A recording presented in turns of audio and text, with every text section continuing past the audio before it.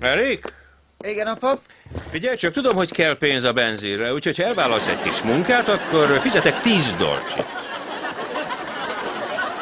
Jó, ez jól hangzik. Söpört fel a garást, pucol ki az ereszt, menj el a tisztítóba, és csináld meg a polcot a kamrában. Azután szólj. Oké. Polc megjavít, garázs felsöpör és elmenni a... A tisztítóba. Persze.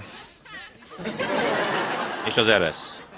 Ereszt megjavítani. Kipucolni az ereszt. Ereszt kipucol, polc megjavít, levél felsöpör. A garázs. Garást megjavít. Felsöpörni. Semmiért nem fogok 10 dollárt fizetni. Garázs felsöpör, tisztító, ereszt kipucol, polc javít. Látod? Meg is van a benzinpénz. Levelekről nem beszéltél?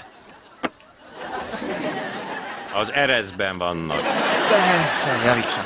Pucoljam ki, sütök valamit.